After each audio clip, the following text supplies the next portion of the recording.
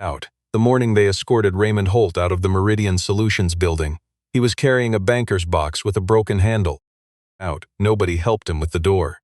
Out. He was 51 years old and he had worked in that building for 11 years, first as a senior network architect, then quietly over the last 3 as a contract overnight technician after the acquisition. He wore the same gray jacket he always wore. He did not argue. He did not raise his voice. Out. He simply walked to his car in the parking garage, set the box on the passenger seat beside a child's drawing, a lopsided rocket ship son Caleb had made in 2nd grade, and sat there for a long moment with both hands on the steering wheel before he started the engine and drove away. Out. The thing that had gotten him fired was the thing that had saved the company. But nobody knew that yet. Out. Meridian Solutions was the kind of tech firm that liked to describe itself in press releases as boutique but aggressive. They built custom enterprise software for mid-size logistics companies, routing systems, fleet management platforms, supply chain dashboards, nothing glamorous but profitable and growing. Their flagship product was a platform called VaultNet, which about 60 regional trucking companies in the Midwest depended on to move freight every single day. Out. Raymond had known VaultNet since before it had a name. Out. He had been one of the original architects at Trellis Systems, the smaller company that Meridian had acquired 4 years ago. At Trellis, Raymond had spent 6 years building the core infrastructure of what eventually became VaultNet. Its database architecture, its real-time tracking layer, the fail-safe redundancy protocols that kept it running even during server outages. Out. He had written most of it himself, late nights and early mornings, sometimes with Caleb asleep on a cot in the corner of his home office because the sitter had canceled and the project deadline hadn't. Out. When Meridian acquired Trellis, they kept the product, they renegotiated the people. Out. Raymond's original salary didn't survive the transition, neither did his title. The new leadership had their own architects, younger ones, people they'd hired out of Stanford and Carnegie Mellon with signing bonuses and equity packages. Raymond was offered a contract position, overnight systems maintenance, 3rd shift 4 nights a week. It was a significant step down. Several of his former colleagues told him he'd be crazy to take. Out. He took it anyway. Out. His wife had passed 2 years before the acquisition, breast cancer, stage 3, 14 months from diagnosis to the end. He had Caleb, who was 9 at the time, and a mortgage, and a mother-in-law in assisted living whose bills he helped cover every month. The contract paid. The hours were rough, but Caleb was in school during the day, and Raymond could sleep in the afternoons and be home when the bus dropped him off at 3:15. Out. It wasn't ideal. Raymond understood that better than anyone. But he had looked at what he had, a kid who needed consistency, a set of bills that needed paying, a body of work he was quietly proud of, and he had made the calculation that most fathers make when they have no one else to make it with them. Out. Every night, he did the work. Out. The new leadership at Meridian was headed by a CEO named Sandra Voss, who had come from a private equity background and had sharp instincts for market positioning and very little patience for anything she considered legacy overhead. Her right hand was a man named Patrick Elroy, the chief operating officer, who had a law degree he liked to mention and a habit of framing every conversation around liability exposure. Out. Neither of them had any particular awareness of Raymond Holt beyond his name on a contractor invoice. Out. That changed in March. Out. It started on a Wednesday night at approximately 11:40 p.m. when Raymond was doing his routine monitoring sweep and noticed something in VaultNet's core routing engine that made him stop scrolling and lean forward in his chair. Out. The anomaly was subtle. A cascading timestamp conflict buried 4 layers deep in the synchronization protocol, the kind of thing that would be invisible in normal load conditions but would propagate catastrophically if the system ever hit peak traffic during a server handoff. Raymond recognized it immediately because he had seen something similar once before, in an early version of the same codebase, before he had built the failsafe that prevented it. Out. The problem was that the failsafe had been modified. Out. Sometime in the past 18 months during what the internal changelog described as a performance optimization update, someone on Meridian's day team had adjusted the synchronization parameters in a way that inadvertently disabled the protection Raymond had originally engineered. They hadn't known what they were removing. It wasn't documented well. Raymond had written the original notes in Trellis's internal wiki, which Meridian had migrated imperfectly and partially archived.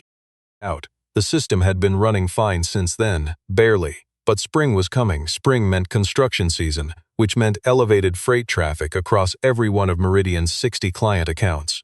Raymond ran a projection in his head and then ran it again with the actual load data from the previous 2 springs. His estimate was that VaultNet had somewhere between 10 days and 3 weeks before it hit conditions that would trigger a full routing collapse. Out 60 trucking companies, hundreds of millions of dollars in freight, every dispatch system down simultaneously. Out, he stayed at his desk until 4 a.m. Out, then he fixed it. Out, he didn't ask permission, he didn't file a ticket and wait for it to be assigned. He went directly into the production environment, which his contractor access technically allowed for maintenance purposes, and rebuilt the failsafe from memory. He tested it against simulated peak load. He ran it 3 times. Out. When he was satisfied that it would hold, he documented everything he'd done in a detailed internal memo, flagged it for the morning team, and drove home to make Caleb breakfast before school. Out, he thought he had done something good. Out. Patrick Elroy read the memo at 8:15 the following morning and immediately called Sandra Voss. Out. By 9 a.m. they had also called the company's outside legal counsel.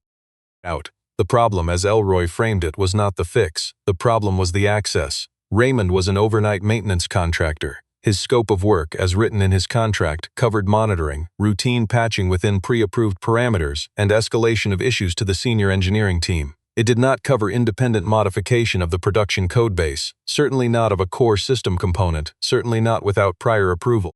Out. The fact that the modification appeared to be correct, that the engineering team who reviewed it that morning confirmed somewhat reluctantly, that yes, the failsafe Raymond had rebuilt was sound, and yes, the vulnerability he had identified was real, did not change Elroy's read on the situation. If anything, it complicated it. Out. An unauthorized contractor making unilateral changes to enterprise production software, even successful ones, created a liability exposure that Elroy was not willing to sit with. Out. What if he'd gotten it wrong, he told Sandra. We'd have no recourse, no documentation trail, no approval chain, no nothing. We'd be completely exposed. Out. Sandra Voss was not a cruel person, but she was a decisive one, and she had built her reputation on clean lines of accountability. She asked the engineering team to verify the fix was stable. They confirmed it was. She asked Elroy to draft the termination documentation. Out. Raymond was called in that afternoon. Out. The conversation was brief. Sandra conducted it herself, with Elroy present and the HR director sitting quietly in the corner. She told Raymond that his access to the production environment had been used in a way that fell outside his contracted scope, that the company appreciated his tenure as a contractor but could not continue the relationship under these circumstances, and that his final payment would be processed within 5 business days. Out. Raymond sat across from her and listened to all of it. Out. When she finished, he was quiet for a moment. Then he said, "Did the fix work?" Out. "That's not the point," Elroy said. Out. "I know it's not the point to you," Raymond said, still looking at Sandra. "I'm asking her." Out. Sandra met his eyes. "The engineering team says it's sound." Out. Raymond nodded slowly. "There's a secondary condition in the load balancer that will need attention before April," he said. "I can write it up for whoever is going to handle it." Out. Nobody responded to that. Out. He was escorted out 20 minutes later. Out. The thing about Raymond Holt was that he had never been particularly interested in recognition. Out. His wife used to tease him about it. Elena, who had laughed easily and kept a vegetable garden and had an opinion about everything and everyone. She used to say that Raymond was the only person she'd ever met who could do something remarkable and then immediately find something else to do, as if the remarkable thing was just maintenance, just upkeep, just what you did when something needed doing. Out. He had been that way at Trellis too. When VaultNet won its first major client contract, the CEO at the time had taken the sales team out to dinner. Raymond had found out about it 2 weeks later from a colleague. He hadn't been invited. He wasn't sure he'd have gone if he had been, which was maybe part of the problem. Out. Now he drove home from Meridian with a broken-handled box of his personal items and a familiar stillness behind his eyes. The same stillness he'd had leaving the hospital after Elena. The same he'd had leaving the Trellis office on his last day there. It was not numbness exactly. It was something more deliberate, a decision to stay upright until he could figure out what came next. Out. Caleb was at school. Raymond had 3 out. Out. He made coffee, sat at the kitchen table, and opened his laptop. Out. What Sandra Voss did not know, what essentially no one currently at Meridian Solutions knew, was that VaultNet's foundational architecture was Raymond Holt's intellectual fingerprint in almost every meaningful technical sense. Not just the failsafe he had rebuilt, the entire structure. Out. The routing logic, the load balancing model, the way the redundancy layers talk to each other, all of it traced back to decisions Raymond had made in his years at Trellis, most of them documented in notes and design files that had been partially migrated, partially archived, and largely unread by anyone at Meridian. Out. The Trellis acquisition had included a full transfer of IP. Meridian owned VaultNet outright. That was not in question. But understanding a thing and owning it are different skills, and Meridian's team had spent 4 years building on top of a foundation they had never fully mapped. Raymond knew every room in that house. 3 days after his termination, he received a phone call from a woman named Carol Reyes, who was Meridian's head of engineering. Carol was 43, had come from a real infrastructure background before Meridian, and had spent most of the past week reviewing Raymond's modification in detail. "I need to ask you something off the record," she said. She sounded like someone who had been wrestling with a question for several days. "Okay," Raymond said. "The secondary load balancer condition you mentioned in Sandra's office. Can you tell me what you were referring to?" Raymond told her. He was precise and thorough. He described the specific edge case, the triggering conditions, the remediation approach. He did it in about 4 minutes, the way someone describes a route they've driven so many times they could do it in their sleep. There was a silence on the other end of the line. "How do you know VaultNet this well?" Carol said, not accusatory, genuinely asking. "I built most of it," Raymond said. Another silence. "The Trellis acquisition," Carol said slowly. "I was the lead infrastructure architect for 6 years," Raymond said, "before the acquisition, and then at Trellis before it was VaultNet." "There's nothing about that in your contractor file." "I know," Raymond said. "Nobody asked." Carol Reyes spent the following 4 days doing something that no one at Meridian had done in the 2 years since she'd joined the company. She went back to the original Trellis documentation. It wasn't easy to find. The migration had been messy, and a significant portion of the old Trellis internal wiki had ended up in a compressed archive on a backup server that no one had touched since the transition. She had one of her junior engineers restore it, and then she sat with it for an evening, following the documentation threads back through years of version histories and design notes, cross-referencing them with VaultNet's current codebase. Raymond Holt's name was everywhere. Design decisions that the current team had simply inherited and worked around without understanding. The rationale was in Raymond's notes. The failsafe he had rebuilt from memory 2 weeks ago, the original design spec with full annotation, was in a document he had written in 2019. The secondary load balancer condition he had flagged in Sandra's office, he had identified it as a potential future risk in a note from 2020 and recommended monitoring it as traffic volumes increased. The man had not just built the system, he had written a maintenance manual for problems the system hadn't developed yet. Carol brought a printed summary of her findings to Sandra Voss on a Thursday morning and set it on her desk without saying anything. Sandra read it standing up. She did not say anything for a while either. Sandra Voss had made decisions she'd regretted before. She was not under the illusion that she was infallible. But she was also the kind of person who, when she recognized a mistake, did not spend a lot of energy trying to explain why it hadn't really been a mistake. She found that approach both dishonest and inefficient. She called Raymond Holt that afternoon. Raymond was in the backyard when his phone rang, helping Caleb repair a section of fence along the property line that a windstorm had knocked loose the previous weekend. Caleb was 12 now and old enough to be genuinely useful with a hammer. Raymond had been teaching him things like this for years, not because he expected Caleb to become a contractor, but because he believed there was something important in knowing how to fix what was broken in front of you. He saw the Meridian number on his screen and handed the hammer to Caleb. "Give me a minute," he said. He walked to the far end of the yard and answered. Sandra identified herself and then said, without preamble, "I owe you an apology, and I'd like to offer you something in addition to that, if you're willing to hear me out." Raymond leaned against the fence post he and Caleb hadn't gotten to yet. "I'm listening," he said. Sandra told him what Carol had found. She was direct about it, no hedging, no careful corporate language. She said that she had terminated him without adequate information about who he was or what he had built, that the decision had been made on the basis of process without sufficient weight given to the substance behind it, and that she believed that was wrong. She said she understood if he had no interest in returning to a company that had treated him that way. Then she told him what she was offering, not a contractor position. A full-time senior role on the infrastructure team with a title that matched his actual responsibilities and a salary she had Carol help her calibrate against his original Trellis compensation. There was also a conversation she wanted to have about a partnership Meridian was in early discussions about with another firm. A partnership that would require the kind of deep VaultNet expertise that, as she now understood, Raymond Holt was in a unique position to provide. Raymond was quiet for a long moment. He watched Caleb trying to drive a fence nail straight and making a reasonable job of it. Out. The secondary load balancer, he said finally. Has your team addressed it? Out. Carol's team is working through your notes, Sandra said. She said they expect to have a resolution in place by the end of the week. Out. Tell them to check the third-tier sync buffer while they're in there, Raymond said. There's a latency issue that won't show up in standard testing but will matter at high volume. Out. There was a pause. He could hear Sandra writing something down. Out. I'll pass that along, she said. Mr. Holt, Raymond, will you consider coming back? Out. He didn't answer immediately. He stood at the back of his own yard on a Thursday afternoon in the town where he'd lived for 11 years, where Caleb's school was, where Elena was buried in the cemetery 3 miles east, where the vegetable garden she had planted, badly, enthusiastically, in the wrong kind of soil, still came back every spring with tomatoes that tasted, inexplicably, the way he remembered.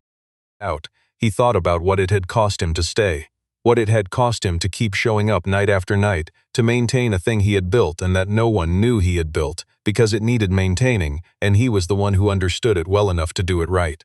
Out. He thought about Caleb's face when the bus pulled up at 3:15 and Raymond was in the driveway, always there, always in the driveway. Out. I'll want to talk through the terms, Raymond said, and I have a condition. Out. Name it, Sandra said. Out. Patrick Elroy doesn't manage the engineering function, Raymond said. I'll work for you or for Carol, not through him. Out. Another pause, a longer one. Out. That's reasonable, Sandra said. Out. Patrick Elroy found out about the arrangement on a Monday. He pushed back. On principle, he said, on precedent, on the message it would send about proper process and contractor behavior. Out. Sandra listened to him for about 8 minutes and then told him, in the particular tone she reserved for decisions that were not going to be revisited, that the engineering function would report through Carol Reyes going forward and that Raymond Holt would be joining as Director of Infrastructure Architecture on the 1st of the following month. Out. Elroy left the company 6 weeks later. He told people it was for an opportunity he'd been considering for a while. Most people at Meridian accepted that explanation without much curiosity. Out. Raymond's first week back, he ate lunch in the building cafeteria with Carol and 3 members of her team who had been quietly curious about him since the documentation discovery. They asked him questions about VaultNet, real questions, technical questions, and he answered them. Out. He told them about decisions he'd made in 2017 and why, about solutions he'd considered and rejected, about the constraints Trellis had been working under that had shaped the architecture in ways that weren't always obvious from the outside. Out. It was, one of the younger engineers said afterward, like finding the original blueprints for a house you'd been living in for years. Out. Carol put it more precisely. She told Sandra in a weekly leadership meeting that Raymond Holt understood VaultNet the way most people understood their own kitchens, not as a system to be managed but as a space he had personally made and knew in the particular way you only know a thing you've built with your own hands. Out. Raymond, for his part, did not think about any of this in quite those terms. Out. He thought about it mostly in the evenings, after Caleb was in bed, when the house was quiet. He'd sit in the kitchen with whatever was left of his coffee and let the day settle.